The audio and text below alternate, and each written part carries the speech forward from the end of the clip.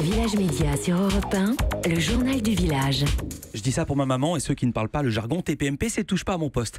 On va commencer par un coup de gueule. Hier soir, 20h, la procureure de la République de Besançon convoque la presse dans le cadre de l'affaire du meurtre d'Alexia Daval. Et demander de venir ce soir, ce n'est pas dans l'idée de participer à cette surenchère médiatique. Ce n'est pas non plus, rassurez-vous, pour vous donner ou donner à la presse en général et à d'autres des leçons de déontologie ou de morale. Je n'en ai ni la compétence ni le pouvoir, quand bien même j'en aurais l'envie. Edwige Roux-Morizot, qui contient sa colère, vous l'avez entendu, va parler 3 minutes, pas une de plus, insistant sur le secret de l'enquête et les informations révélées ces derniers jours par les médias. D'autres investigations doivent être effectuées, loin de cette terrible pression, à l'abri de ce qui la pollue, la détourne du chemin de la recherche de la vérité, à l'abri de ces violations répétées et inadmissibles du secret de l'instruction, au milieu de cette folie médiatique, qui oublie que derrière cette histoire qu'on déroule de manière aussi indécente, se joue le destin d'un homme qui doit bénéficier de la présomption d'innocence, bafoué chaque jour depuis son interpellation. Ah ben j'avais plus de son. Les avocats du mari, qu'on a beaucoup vu dans les médias ces 3 jours, qui ont eux aussi été rappelés à l'ordre. Vous vouliez réagir, Michel Onfray ? Oui, je voudrais défendre les journalistes, une fois n'est pas coutume, parce que je trouve que c'est quand même un peu facile d'accabler les médias qui diffuseraient des informations, et moi j'accable plutôt ceux qui donnent les informations aux médias, parce que les journalistes ne sont pas des gens qui vont chercher dans les poubelles des gens de justice, ce sont les gens de justice qui donnent des coups de fil. Le canard enchaîné ne fonctionne qu'avec de la délation, donc ce sont les délateurs qui posent problème, ce ne sont pas les médias qui rapportent la délation. Donc il y a un moment donné où il faut arrêter, il faut faire le ménage un petit peu dans les palais de justice, et puis les médias, je veux bien, c'est une cible un peu facile, mais sur ce sujet-là, il me semble quand même que les coupables ne sont pas là où on le dit. Une réunion, tout à fait autre chose, une réunion au ministère de la Culture. Françoise Nyssen, la ministre de la Culture, réunit en ce moment même les dirigeants de l'audiovisuel public autour de la réforme que prépare le gouvernement sur fond de polémiques galets. Alors qui est présent ?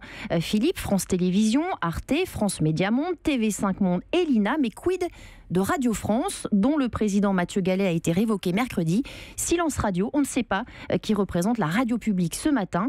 On sait en revanche que Mathieu Gallet va s'adresser aux salariés de Radio France lundi. Une réunion est prévue à 15h dans l'auditorium. Prestalis, il s'agit de presse écrite, Prestalis dans la tourmente. Prestalis, qui s'appelait anciennement les NMPP, est au bord du dépôt de bilan. Michel Benbunan, présidente directrice générale de Prestalis, a été auditionnée hier au Sénat. Elle demande un plan d'urgence pour sauver le réseau de distribution de la presse, un plan à 190 millions d'euros. Concrètement, la presse va augmenter en kiosque. C'était déjà le cas depuis le début de l'année pour plusieurs journaux. Oui, on vous en parlait ici dans Village Média, plus 10 centimes pour les Échos et Le Monde, désormais à 2,60 € le numéro, plus 20 centimes pour le Figaro, lui aussi à 2,60 €, et le Parisien coûte désormais 1,50 €, soit 20 centimes d'augmentation.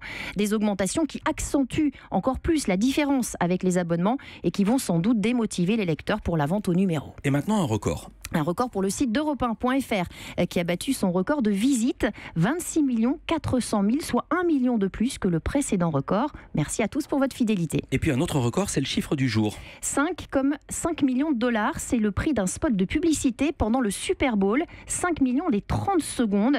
Le Super Bowl qui a lieu dimanche, c'est la finale de la saison de football américain et c'est surtout l'événement média aux États-Unis. Tous les annonceurs veulent en être et sont donc prêts à payer ces 5 millions de dollars les 30 secondes.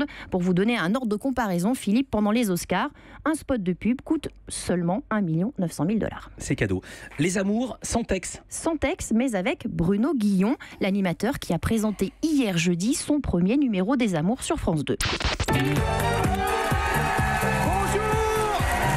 et bienvenue sur le plateau des amours, un public en pleine forme. Merci pour vos applaudissements.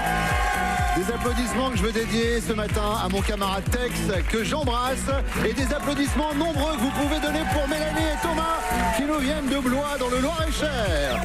Voilà, petit hommage à son prédécesseur Tex, qui a donc été évincé de France 2 en décembre. Et pour sa première, Bruno Guillon ne démérite pas. Il est dans la moyenne de l'émission avec 915 000 téléspectateurs. Merci beaucoup, Soisy Boisard.